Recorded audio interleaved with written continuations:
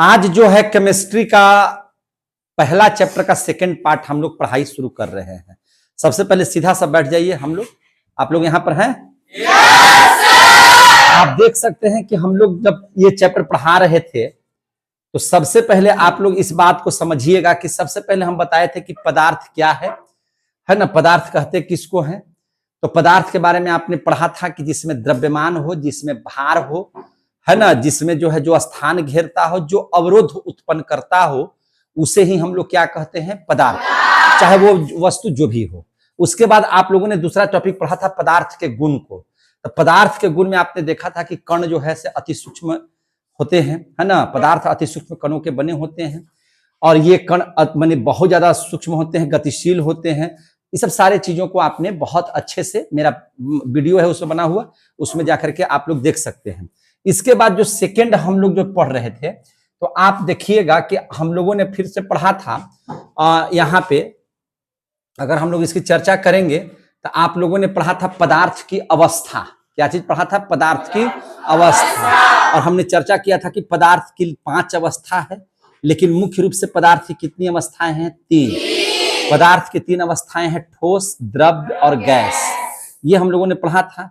और ठोस, द्रव, गैस की विशेषताएं पढ़े थे। 11 विशेषता हम आप लोगों को बताए थे। कितना विशेषता? 11 विशेषता। 11 विशेषता में था अंतराण्विक बल, अंतराण्विक स्थान, आकृति, आयतन, घनत्व, द्रव्यनांक और क्वथनांक, संपीडीय बहाव, विसरण, कण की गति की स्थिति और कठोरता के बारे में आप लोगों ने अध्ययन किया था। इसके बाद जैसे ही हम लोग आगे बढ़ते हैं तो आपको बहुत आसान तरीके से हमने सिखाया था कि कोई भी व्यक्ति अगर आपसे पूछता है कि वाष्पन क्या है ना, द्रवणांक क्या है, क्वथनांक क्या है, तो इसके बारे में हमने चर्चा किया था कि ठोस को अगर गर्म कीजिए और गर्म करने के बाद अगर वह द्रव हो जाए तो इस क्रिया को द्रवण कहते हैं और इस पूरी परिघटना को क्या कहते हैं? द्रवणांक। और इसके बाद अगर आपसे कोई पूछा कि वाष्पन क्या है तो द्रव को अगर आप गर्म कर दीजिएगा तो वह क्या बन जाएगा? वाष्प। और जब सीधा सीधी ठोस को गर्म कीजिए और न वह द्रव बने, सीधा सीधी गैस बन जाए, एकदम डायरेक्ट गैस बन जाए, तो इस प्रक्रिया को ऊर्ध्वपातन कहते हैं। और इसी को ठीक उल्टा करके देखें कि अगर गैस को ठंडा करने पर द्रव बन जाए तो इस चीज को हम लोग संघनन कहते हैं। और अगर द्रव जो है से ठंडा करने पर ठोस बन जाए तो उसको हिमांक कहते हैं। और गैस को अगर हम लोग ठंडा कर दें और ठोस बन जाए तो ऊर्ध्वपातन कहते हैं। और इस प्रकार से आपने ऊर्ध्वपातन, संघनन, हिमांक, वाष्पन, द्रव्यनांक, है ना, इन सभी बातों का हमने चर्चा किया था।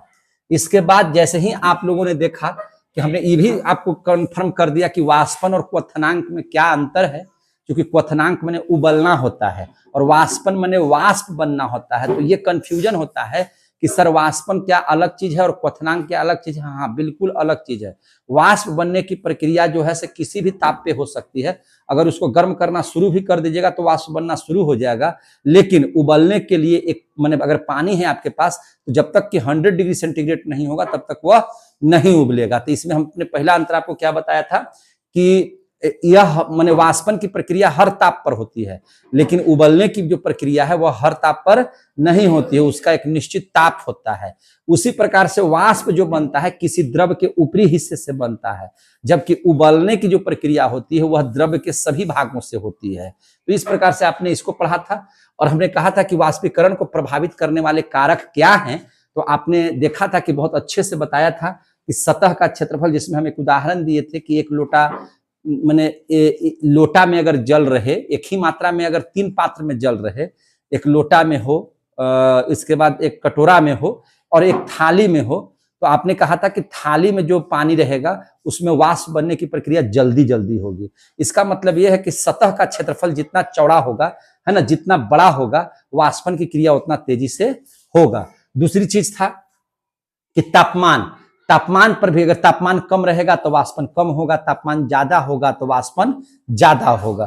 फिर आपने कहा था वायु के वेग पर, देखिएगा हमने इस पर उदाहरण भी दिया था कि जैसे कपड़ा वगैरह आप सुखाते हैं और वायु तेज गति से बढ़ती है तो जल्दी सूखता है ना। और अगर वायु कम धीरे धीरे बह रही है तो कपड़ा आपका धीरे धीरे सूखेगा। और उसी प्रकार से वायु की आर्द्रता पर, आर्द्रता का मतलब होता है वायु में पानी की मात्रा, वायु में नमी की मात्रा, नमी की ही मात्रा को हम लोग केमिस्ट्री की भाषा में क्या बोलते हैं? आर्द्रता, है कि नहीं? अगर मान के चलिए कि गर्मी के दिन की जो वायु होती है उसमें आर्द्रता न के बराबर होता है, नमी न के बराबर होता है। इसलिए गर्मी के दिनों में जो वायु बहती है वह गर्म होती है, जबकि वही वायु अगर बरसात की हो तो उसमें नमी की मात्रा होती है। वही वायु अगर ठंडा का हो तो उसमें नमी की मात्रा और ज्यादा होती है कि नहीं। इसलिए ठंडा के दिनों में कपड़े देरी से सूखते हैं और गर्मी में क्या होते हैं, जल्दी से सूख जाते हैं। क्यों भाई? तो उसके वायु में आर्द्रता होती है और गर्मी के वायु में आर्द्रता नहीं होती है, इसलिए जल्दी से सूख जाता है। यहां तक का मैटर आप लोगों ने पढ़ लिया था, यानी कि आपने पढ़ा। जो आगे की बातों को उसको ध्यान से समझिएगा जरा सा। देखिए, आज हम लोग पार्ट 2 पढ़ रहे हैं और आज इसको किसी भी कीमत पर आपको खत्म करना पड़ेगा। तो सबसे पहले हम 2-3 बातों को सीखेंगे। आपने देखा भी, अगर आपसे कोई आदमी पूछ देगा कि द्रवणांक किसे कहते हैं, अगर कोई व्यक्ति आपसे बात करे और कहे कि बाबू तुम पढ़ते हो बीटू सर से, तो हाँ सर, द्रवणांक की परिभाषा दो। किसकी परिभाषा दो? द्रवणांक की। तो आपको आराम से एकदम चिंता ही नहीं करना है। द्रव्यणांक का मतलब क्या? अगर कोई वस्तु अगर ठोस अवस्था में है, कोई वस्तु किस अवस्था में है? ठोस अवस्था में है, और उसको आप गर्म कीजिए। ठोस को आप क्या कर दीजिए? गर्म। आप अगर गर्म करते हैं और यह किस चीज में बदल जाए? द्रव में बदल जाए। तो ठोस को गर्म करने पर अगर द्रव में बदल जाता है तो इसी क्रिया को क्या कहते हैं? द्रव्यणांक। है कि नहीं? बहुत भारी चीज बता रहे हैं। नहीं सर। सीधा बैठ जाइए, सीधा। तो सीधा बैठे, ऐसे टाइट। तो ये हो गया। तो आपको कोई द्रव्यणांक पूछेगा तो जल्दी से जवाब दे दीजिएगा। अगर कोई आपसे वाष्पन के बारे में पूछे कि वाष्पन किसे कहते हैं, तो अगर आप कोई वस्तु है जो द्रव अवस्था में है और उसको आप गर्म कीजिए और गर्म करने पर वह क्या बन जाए? वाष्प। गर्म करने पर क्या बन जाए? वाष्प। वाष्प भी कह सकते हैं या गैस भी कह सकते हैं। अगर किसी द्रव को गर्म करने पर गैस अवस्था में आ जाए, यानी कि वाष्प की अवस्था में आ जाए, तो इस प्रक्रिया को हम लोग क्या कहते हैं? वाष्पन कहते हैं, वाष्पीकरण कहते हैं। इसमें कहीं से कोई दो राय नहीं है। इसके बाद आपको जो है से क्वथनांक के बारे में कोई पूछेगा कि क्वथनांक के किसे कहते हैं, तो जब कोई द्रव्य, समझे कि नहीं, गर्म करने पर क्या होने लगे? उबलने लगे। क्या होने लगे? उबलने लगे। जैसे द्रव जब गर्म कर रहे हैं, पानी को गर्म कर रहे हैं, अगर वह वाष्प बन रहा है तो वाष्पीकरण है, लेकिन जब उबलने लगा, खौलने लगा, तो उसको हम लोग क्या कहेंगे? क्वथनांक। क्या कहेंगे? क्वथनांक। तो ये द्रव्यनांक, वाष्पन, क्वथनांक, ये तीनों समझ गए। अगर आपसे कोई पूछेगा संघनन क्या है, कोई पूछेगा कि संघनन क्या है, तो आप क्या जवाब दीजिएगा? अब देख लीजिए, जब कोई गैस है, उस गैस को आप ठंडा कर दीजिए। क्या कर दीजिए? ठंडा। और ठंडा करने पर वह किस स्थिति में आ जाएगा? द्रव की स्थिति में। अगर किसी गैस को आप ठंडा करके द्रव बना देते हैं तो इस प्रक्रिया को क्या कहते हैं? द्रव्यनांक। संघनन। क्या कहते हैं? संघनन। गैस जब ठंडा करने पर क्या बन जाए? द्रव बन जाए, तो इसको हम लोग क्या कहेंगे? संघनन। अगर आपसे वही कहता है हिमांक, क्या कहता है? हिमांक। हिमांक माने फ्रीजिंग, है ना। फ्रिज में आप पानी को क्यों रखते हैं? ठंडा होने के लिए रखते हैं। तो अगर कोई द्रव्य आप ठंडा कर देते हैं, क्या कर देते हैं? ठंडा। और अगर वह ठोस बन जाए, क्या बन जाए? ठोस। तो इस क्रिया को हम लोग क्या कहते हैं? हिमांक। क्या कहते हैं? हिमांक। और एक और रह गया जिसका नाम है ऊर्ध्वपातन। तो ऊर्ध्वपातन किसे कहेंगे? तो अगर किसी ठोस को आप गर्म कर रहे हैं, क्या कर रहे हैं? गर्म करने पर वह द्रव में न बदल करके सीधे क्या बदल जाए? गैस। सीधे क्या बदल जाए? गैस। या फिर गैस को ठंडा करने पर, क्या करने पर? ठंडा करने पर अगर वह ठोस में बदल जाए। अगर आप गैस को ठंडा कर रहे हैं और गैस ठंडा होकर के ठोस बन जाए, या ठोस गर्म करने के बाद गैस बन जाए, समझ में आ रही है बात? यानी कि इसमें द्रव का नामो निशान नहीं आए, तो उस प्रक्रिया को हम लोग क्या कहते हैं? ऊर्ध्वपातन। तो अगर ऐसे भी लिखिएगा तो ई वाला भी बोलिएगा तैयो ऊर्ध्वपातन है, और ई भी बोलिएगा तैयो ऊर्ध्वपातन है। आ गया समझ में? yes, sir। तो ठोस को ये आप पूरी परिभाषा को बिना याद किए हुए आप बढ़िया से समझ लिए और कोई भी परिभाषा अगर पूछा जाएगा तो आप जवाब दे सकते हैं कि नहीं जवाब दे सकते हैं?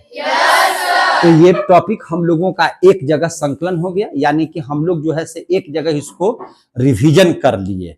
अब हम लोग यहां से हम आगे बढ़ाते हैं और एक टॉपिक है जिसका नाम है ना, द्रव का गुप्त उष्मा।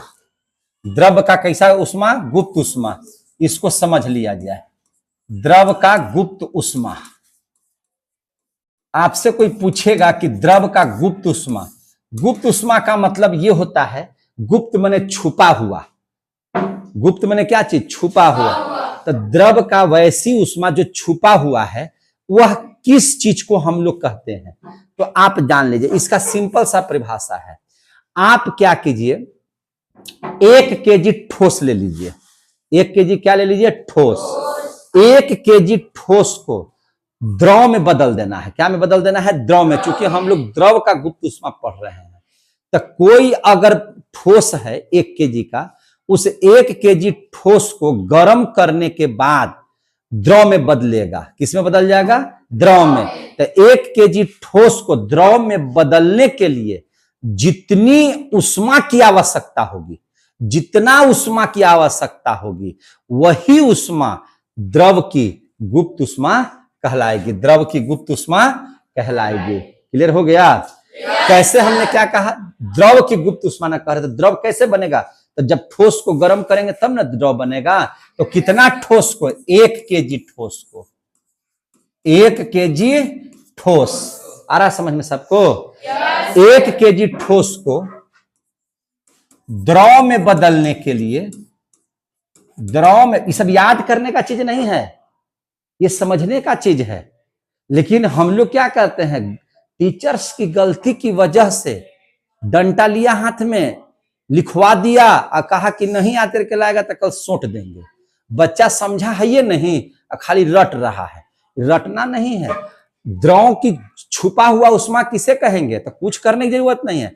आप 1 केजी ठोस ले लीजिए, उसको तब तक गर्म कीजिए जब तक कि वह द्रव में न बदल जाए। और जितना उष्मा उसमें, जैसे द्रव बनाने के लिए जितना उष्मा आपको खर्च हुआ, जितना उष्मा आपको लगा, वही उष्मा उसकी क्या है? गुप्त उष्मा है।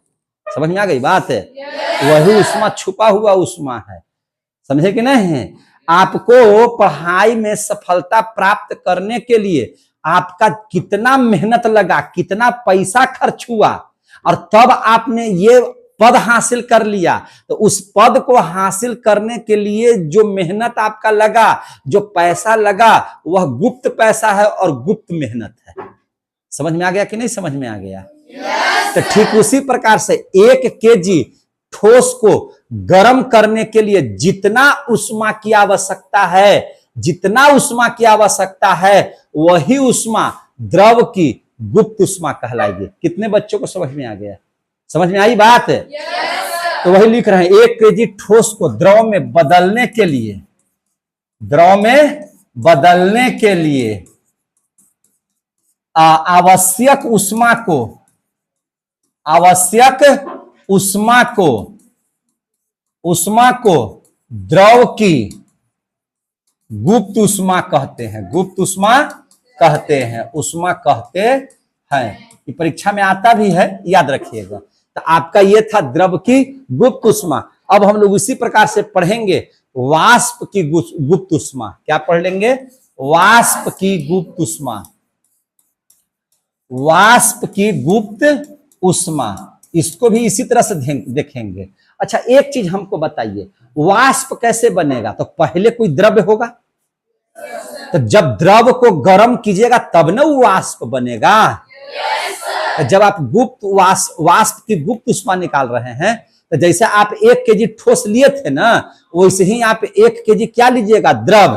तो 1 केजी द्रव को वाष्प में बदलने के लिए जितना गुप्त उष्मा की जरूरत होगी, वही उसकी वाष्प की गुप्त उष्मा। समझ गया तो आप ठोक दे सकते हैं। समझ में आ गई बात? तो इसको लिखना होगा, देखिए ध्यान से। 1 केजी द्रव को वाष्प में बदलने के लिए, वाष्प में बदलने के लिए, बदलने के लिए आवश्यक ऊष्मा को, आवश्यक ऊष्मा को, ऊष्मा को वाष्प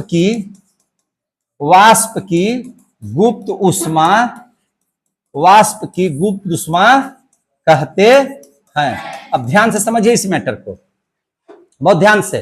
अगर आपको किसी की भी गुप्त ऊष्मा होगी, अगर वाष्प का पूछेगा तो आप ध्यान में रखिए कि वाष्प कब बनेगा, जब वह द्रव होगा कोई, और द्रव को गर्म करेंगे तब ना भाप बनेगा।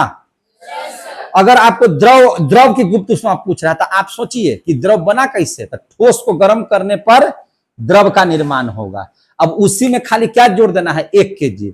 1 kg ठोस को द्रव में बदलने के लिए जितना ऊष्मा की जरूरत पड़े, जितना गर्म करने में ऊष्मा खर्चा होगा, वही द्रव की गुप्त ऊष्मा हो जाएगी।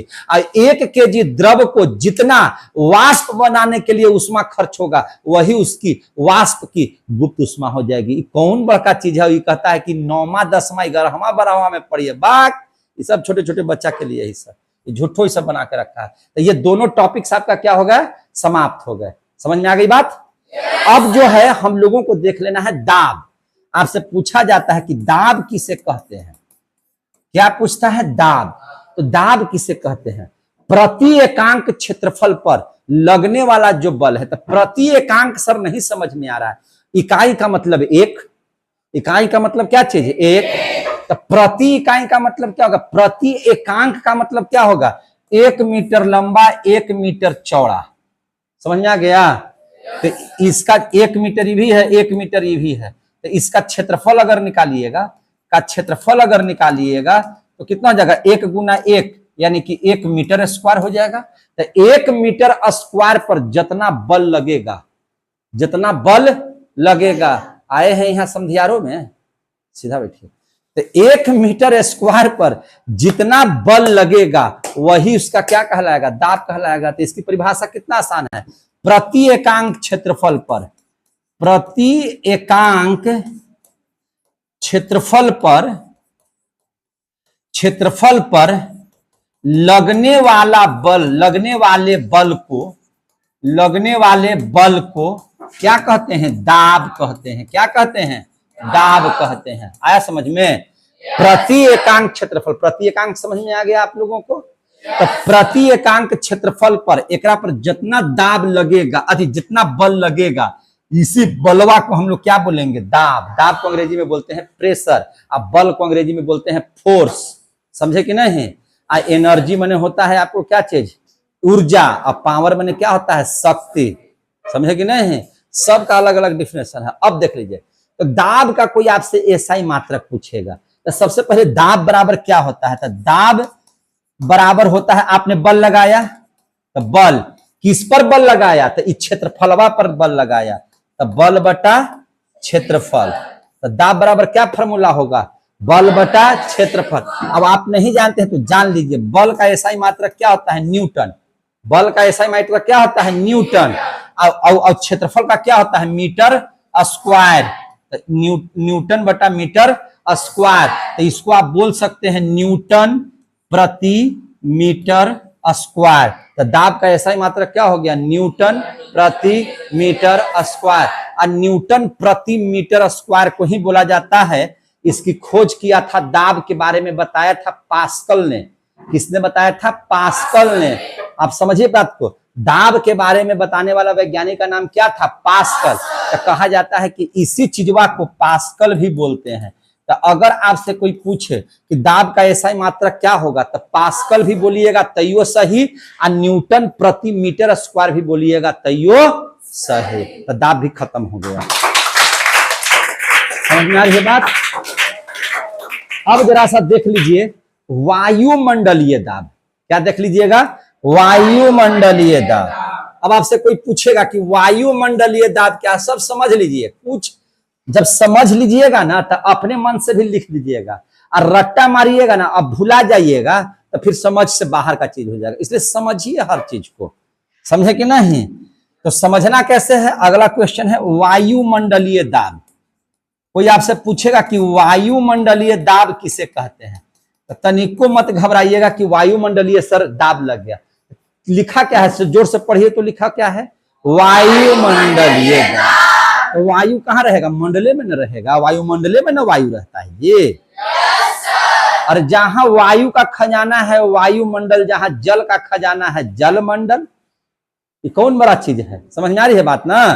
तो वायुमंडल, तो वायु का जो मंडल है, वायु जिस जगह पर रहता है उसको वायुमंडल बोला जाता है। तो वायु द्वारा, इसमें जब भी बल लगेगा किसके द्वारा लगेगा? वायु।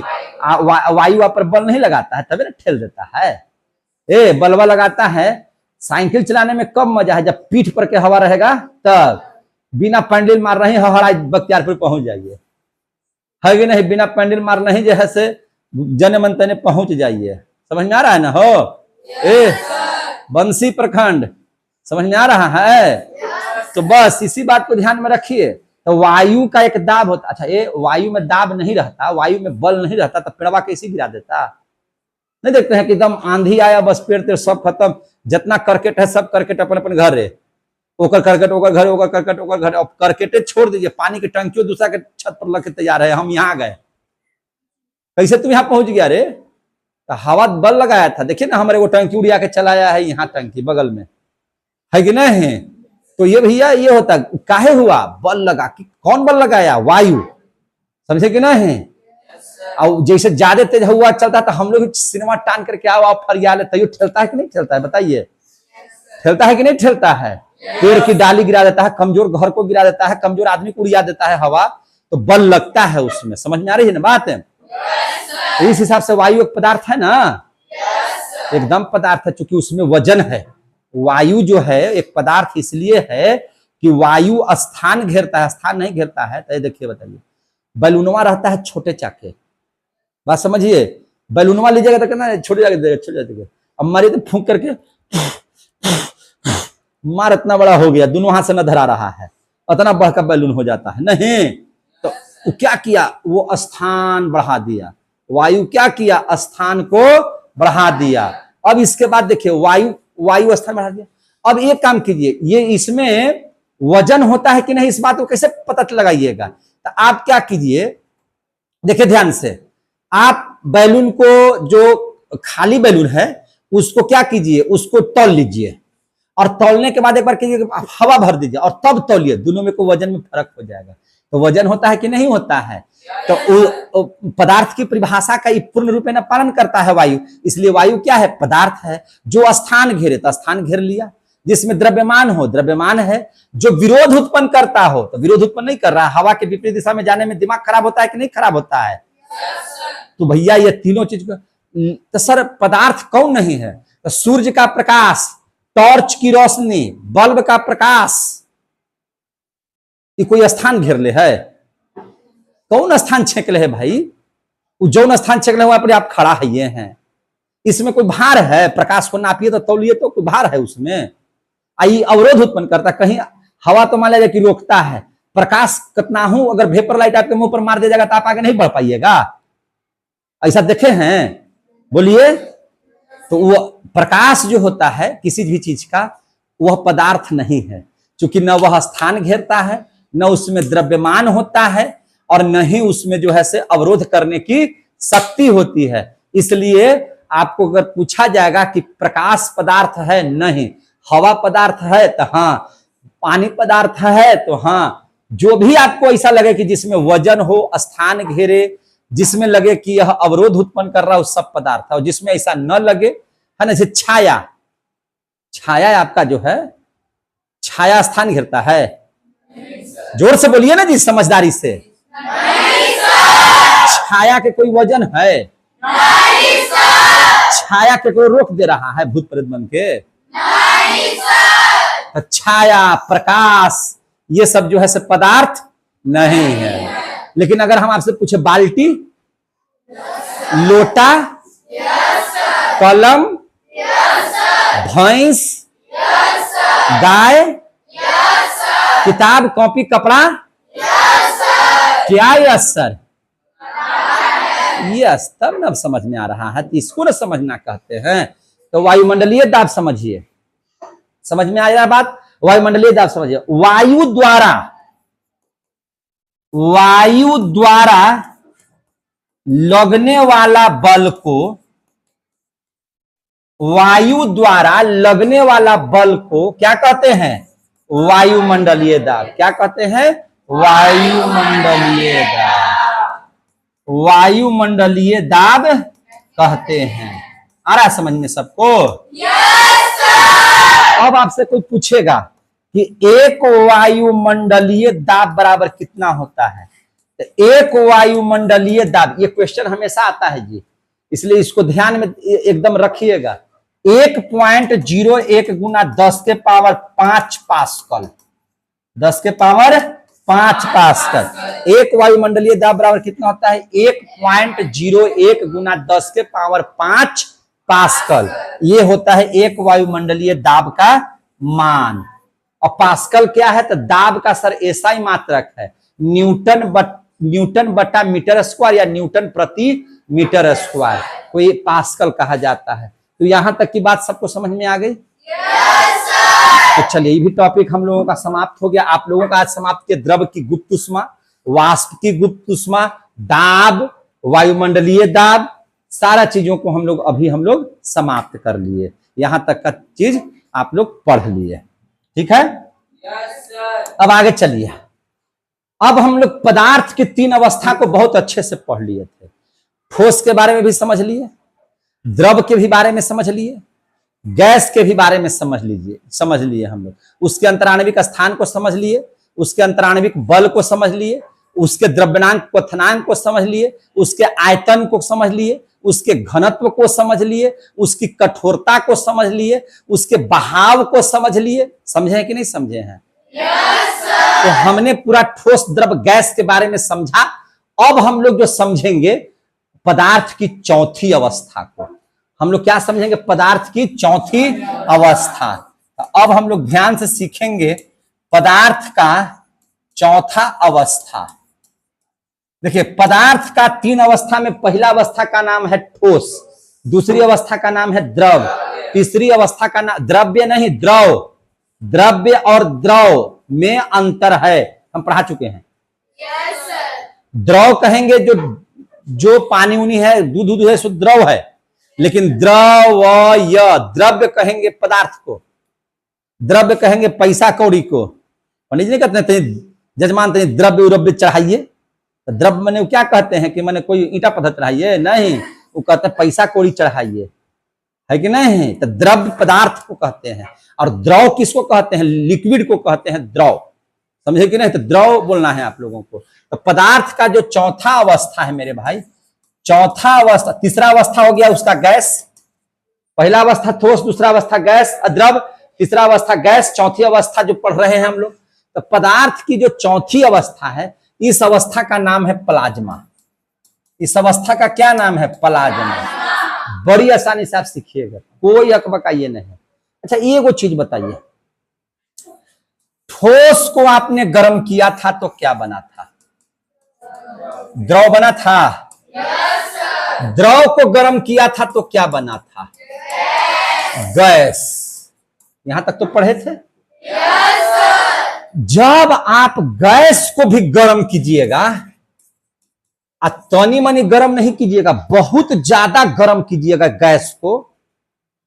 ठोस को गर्म किए तो द्रव, द्रव को गर्म किए तो गैस, और गैस भी अत्यधिक गर्मी अगर सह लेगा, गैस एकदम गैस को गर्म कीजिएगा तो गैस को बहुत ज्यादा गर्म करने पर जो अवस्था का निर्माण होता है, उसी अवस्था को हम लोग कौन सी अवस्था कहते हैं?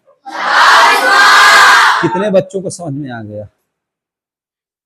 समझ में आ गया? तो सर, प्लाज्मा की अवस्था में क्या बन सकता है? तो सूर्य बन सकता है। एग्जाम्पल के तौर पर क्या लिख सकते हैं? सूर्य, तारा, ये सब इतना अत्यधिक गर्म है कि इसको हम लोग क्या बोलेंगे? प्लाज्मा। उसको हम लोग क्या बोलेंगे? प्लाज्मा। आपको पता होना चाहिए पृथ्वी से सूर्य की जो दूरी है लगभग 15 करोड़ किलोमीटर है। 14,95,97,906 किलोमीटर दूर है। कौन?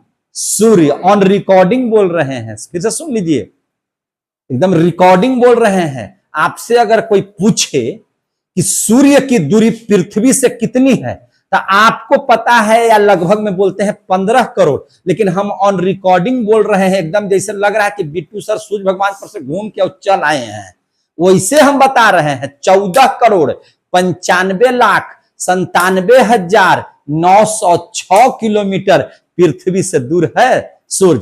कितना ज्यादा दूर है, इसके बावजूद भी कितनी गर्मी पृथ्वी पर है। आ रहा समझ में ना? है ना गर्मी सूर्य की? तारा, एक एक तारा जो है से इतनी दूरी पर है, ये तो 15 करोड़ बताए, 25 करोड़, 30 करोड़, 35 करोड़, 40 करोड़ दूर दूर तक है। समझे कि नहीं? तारा, समझे कि नहीं? और तो ये सब क्या है? गैसों को गर्म करके बने हैं। ये सब हाइड्रोजन, हीलियम, लिथियम, ये सबसे गर्म होकर के इन सभी चीजों का निर्माण हो। जब खगोल शास्त्र जब पढ़ाएंगे, हम आपको क्लास शुरू करेंगे ज्योग्राफी में, खगोलीय विज्ञान, तब उसमें सारा चीज हम पढ़ाएंगे। और जब इन लोगों को, गैसों को जब गर्म किया गया है ना, जब अत्यधिक उच्च तापमान पर गर्म हुए हैं, तो ये सब किस रूप में आए हैं? प्लाज्मा रूप में। इसलिए प्लाज्मा के उदाहरण में आप दे सकते हैं सूर्य और चंद्रमा को। तो आपसे कोई पूछेगा कि पदार्थ की चौथी अवस्था का नाम बताइए, तो क्या बताइएगा? प्लाज्मा। कोई पूछेगा कि प्लाज्मा का निर्माण कैसे होता है, तो गैसों को जब गर्म किया जाता है, गैस जब उच्च तापमान पर गर्म होते हैं, तो गर्म होकर के किस अवस्था का निर्माण करते हैं? प्लाज्मा अवस्था का। जैसे सूर्य, तारा, ये सभी चीजें समझ गए तो बहुत अच्छा। समझ में आ गई बात? अब हम लोग पढ़ लेते हैं पदार्थ की 5वीं अवस्था। अब हम लोग क्या पढ़ लेते हैं? पदार्थ की 5वीं अवस्था। 5वां अवस्था पदार्थ की हम लोग पढ़ते हैं। क्या पढ़ते हैं? पदार्थ की 5वीं अवस्था। जैसे देखिए, पदार्थ की जो 5वीं अवस्था है उसका नाम बताइए तो। Bose Einstein condensate. तो आपसे अगर कोई पूछेगा कि पदार्थ की 5वां अवस्था का नाम बताइए, तो बोस आइंस्टीन कंडेंसेट। ये बोस का क्या नाम था? भारतीय वैज्ञानिक जिनका नाम था सत्येंद्र बोस ने, है ना, इस अवस्था के बारे में बताया। उन्होंने सोचा कि जब ठोस को गर्म किया तो द्रव बना, तो द्रव को जब गर्म किया तो गैस बना, तो गैस को जब हम गर्म कर रहे हैं तो प्लाज्मा बन रहा है। तब उन्होंने कहा कि अगर हम गैस को ठंडा करेंगे तो क्या बन जाएगा? द्रव। द्रव को हम ठंडा, उल्टा में घुमा दिए, वो बोले कि हम द्रव को ठंडा करते हैं तो क्या बना देगा? ठोस। ठोस को और ठंडा किया जाए, समझ में आ रही है ना? ठोस को और ठंडा किया जाए, पूरा एकदम हार्ड ठंडा किया जाए, है ना, एकदम पूरा पूरा पूरा पूरा पूरा कोल्ड कर दिया जाए, तब जो इसकी अवस्था आएगी, उस अवस्था का नाम बताया गया बोस आइंस्टीन कंडेंसेट की अवस्था। बोस आइंस्टीन कंडेंसेट की अवस्था। तो इसका नामकरण में बोस काहे हुआ? तो यह बात बताया किसने? भारतीय वैज्ञानिक सत्येंद्र बोस ने। किसने बताया? भारतीय वैज्ञानिक सत्येंद्र नाथ बोस ने। किसने बताया? सत्येंद्र नाथ बोस ने। साथ ही सर आइंस्टीन काहे लगा दिए? तो आइंस्टीन नामक वैज्ञानिक ने भी इस बात को कहा कि हां, पदार्थ की 5वीं अवस्था ठंडा को अगर और ठंडा किया जाए, ठोस को अगर और ठंडा किया जाए, तो एक अवस्था का निर्माण हो सकता है, जिस अवस्था का नाम होगा, बोस साहब ने बताया, मैंने भी पुष्टि किया है, तो लोगों ने, वैज्ञानिकों ने इसका नाम रख दिया बोस आइंस्टीन कंडेंसेट। आ गया समझ में? चैप्टर समाप्त। समझ में आ गया सबको? और इस प्रकार से जो पदार्थ रूपी सब्जेक्ट है, पदार्थ रूपी जो चैप्टर था केमिस्ट्री का, बहुत सरल अंदाज में और बहुत बढ़िया से समझ में आया कि नहीं समझ में आया? Yes, sir! अब हम लोग नेक्स्ट चैप्टर, जिसका नाम है क्या, हमारे आसपास के पदार्थ शुद्ध हैं, या उस चैप्टर का नाम है हमारे आसपास के शुद्ध पदार्थ, वो हम लोग कल के क्लास में पढ़ेंगे। तब तक के लिए जय हिंद, जय भारत।